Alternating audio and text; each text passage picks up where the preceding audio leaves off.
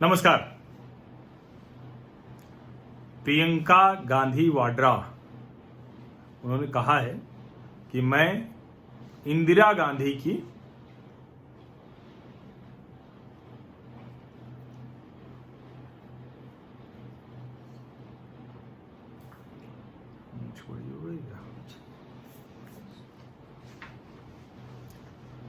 नमस्कार। प्रियंका गांधी वाड्रा ने एक ट्वीट किया है और जाहिर है वो उत्तर प्रदेश के संदर्भ में है। वो कह रही कि मैं इंदिरा गांधी की पोती हूं और मैं आवाज उठाती रहूंगी, सच सामने लाती रहूंगी। जो करना है आप करिए, जो कार्रवाई करना है करिए। और एक तरह से कहें कि वो उत्तर प्रदेश की योगी आदित्यनाथ की सरकार से भिड़ जाने के मूड में दिखती हैं और राजनीतिक तौर पर यह बहुत अच्छा तरीका है। विपक्ष में जब आप हैं तो ये एक बेहतर तरीका है कि कैसे आप सरकार को चुनौती दे सकते हैं, सरकार के गलत कामों को बता सकते हैं, उजागर कर सकते हैं, उंगली रख सकते हैं। लेकिन सवाल यह है कि क्या प्रियंका गांधी वाड्रा योगी आदित्यनाथ से या भारतीय जनता पार्टी की सरकार से लड़ने के लिए लोकतांत्रिक तरीके से तैयार हैं? इसका जवाब नहीं में आता है। क्यों नहीं में आता है? क्योंकि प्रियंका गांधी का जो मूलभूत आधार है वो कभी ये नहीं होता कि कांग्रेस महासचिव उत्तर प्रदेश के आधे हिस्से की प्रभारी प्रियंका गांधी वाड्रा उत्तर प्रदेश में कांग्रेस को फिर से जिंदा करने की लड़ाई लड़ने जा रही। वो अधिकतर, और इसको बहुत ध्यान से समझना चाहिए, अधिकतर यही आता है कि दादी जैसी नाक है, बाल उसी तरह है, साड़ी प्रियंका ने पहन लिया तो बताया कि इसी तरह से इंदिरा जी भी साड़ी पहनती थी, और अब खुद इंदिरा गांधी की पोती हूं ये कहना, वो भी किस दिन? आज है 26 जून, यानी आपातकाल को याद दिलाने वाली तारीख है ये। 25 जून 1975 किसी को भूलता नहीं है। 26 जून से देश में आपातकाल लग गया, और ये जो आपातकाल को याद दिलाने वाली तारीख है, इस दिन ये कहना कि मैं इंदिरा गांधी की पोती हूं, ये साबित करता है कि दरअसल कोई लोकतांत्रिक तरीके से कांग्रेस पार्टी के नेता के तौर पर योगी सरकार की कमियों को उजागर करके लोकतांत्रिक तरीके से जनता का भरोसा जीत के प्रियंका गांधी वाड्रा उत्तर प्रदेश में वापसी की, कांग्रेस की वापसी की कोई उम्मीद नहीं रखती। उनको उम्मीद इस बात से है कि जो इंदिरा गांधी जैसी वो दिखती हैं, जो इंदिरा गांधी की पोती हैं, जो राजवंश की वजह से उन्हें सत्ता मिल जानी चाहिए, ये उत्तर प्रदेश के लोगों को ध्यान में हो जाए कि ये तो इंदिरा जी की पोती हैं, इनको सत्ता दे दें। लेकिन अब इस तरह से लोकतंत्र में जनता गुलाम मानसिकता की नहीं रही, उस मानसिकता से ऊपर उठ चुकी है। और एक बात मैं आपको ध्यान दिलाता हूं प्रियंका जी, मैंने 2019 के लोकसभा चुनाव के पहले लेख लिखा था दैनिक जागरण में कि 2024 की तैयारी कर रही है कांग्रेस। उसमें मैंने राहुल गांधी जी और प्रियंका गांधी जी के बयानों, उनकी हरकतों, उनकी तैयारियों को लेकर ये कहा था। लेकिन अब मुझे उसमें भी संदेह दिखता है, क्योंकि अगर अभी भी 1 वर्ष से ज्यादा हो गए, उत्तर प्रदेश की सरकार को तो 3 वर्ष हो गए, और आप अभी भी अगर मैं इंदिरा गांधी की पोती हूं बताकर और उत्तर प्रदेश के लोगों को अपने साथ लाने की कोशिश कर रही हैं, तो इसका मतलब यह है कि आपकी लोकतांत्रिक तरीके की कोई तैयारी नहीं। आपातकाल के समय की आप याद दिला रहे हैं।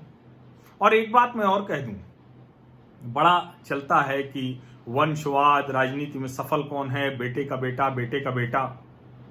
आपको एक छोटी सी बात मैं बताता हूं, जरा ध्यान से अपने अपने राज्य में, अपने अपने इलाके में ध्यान से जरा सफल नेताओं की सूची तैयार कीजिए। वंशवाद में हर पार्टी के नेता भले अपने बेटे बेटियों और परिवार के लोगों को आगे बढ़ाएं, लेकिन जो नेतृत्व करने वाले लोग हैं वो कभी भी वंशवाद से आगे नहीं बढ़ पाए। अब वो जमाना चला गया। और प्रियंका जी को एक बात मैं बता दूं कि इंदिरा गांधी ने कभी नहीं कहा कि मैं नेहरू जी की बेटी हूं, मैं जवाहरलाल नेहरू की बेटी हूं, ये कह के कभी वो राजनीति में आगे नहीं आए। और इंदिरा जी को तो गूंगी गुड़िया कहते थे लोग। इंदिरा जी का तो ये था कि कांग्रेस सिंडिकेट के बाद क्या होगा।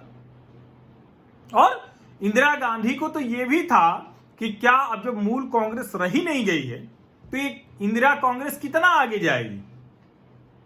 लेकिन इंदिरा गांधी ने तय किया, जमीन पर उतरी, अपने लोग खड़े किए, कार्यकर्ता तैयार किए, संगठन बनाया और कार्यक्रम लेके फिर से सत्ता में आ गए। राजनीतिक चक्र इसी तरह से उल्टा जा सकता है। और अगर ऐसा होता तो आप सोचिए कि जिस उत्तर प्रदेश में आप चुनौती दे रही हैं, उसी उत्तर प्रदेश में कोई भी जो कांग्रेस के बड़े बड़े नेता थे, उनके बच्चे बेटे बेटियां कहां हैं? सब तो वंशवादी थे ना, सबके पिताजी बहुत बड़े नेता हुआ करते थे। वो जीत गए होंगे विधायक, सांसद तो सवाल ही नहीं उठता, क्योंकि एक ही तो सांसद हैं सोनिया जी। राहुल जी तो आपके जिम्मे थे, उनको भी आपने हरा दिया। अमेठी भी कांग्रेस के हाथ से निकल गई। और मैं जानता हूं 10 साल कांग्रेस के सत्ता में रहने के दौरान, मैं केंद्र की सत्ता की बात कर रहा हूं, उत्तर प्रदेश के लोग इंतजार करते रहे कि आज प्रियंका जी, आज राहुल जी नए लोगों को मौका देंगे, सही लोगों को मौका देंगे। उनमें से आधे से ज्यादा राहुल जी की उम्र से ज्यादा के हो गए, 55 पार कर गए हैं, 60 के फेंटे में है सब। और वो सब इंतजार करते रह गए उस 10 वर्ष और अभी के 6 वर्ष मान लीजिए। अब तो उनको इंतजार भी नहीं है, भरोसा भी नहीं है कि प्रियंका जी और राहुल जी कोई चमत्कार करेंगे। किसी को भरोसा नहीं।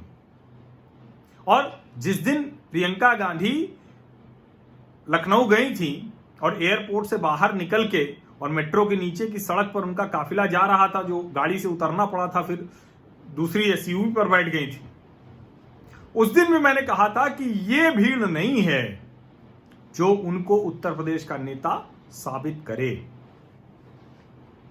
एक दिन मुझे लगा था जब वो चुनार चली गई थी, जब ऊंभा पीड़ितों से मिलने के लिए और उन्होंने धरना दे दिया, तब मुझे लगा था कि ये प्रियंका गांधी ये लड़ सकती हैं।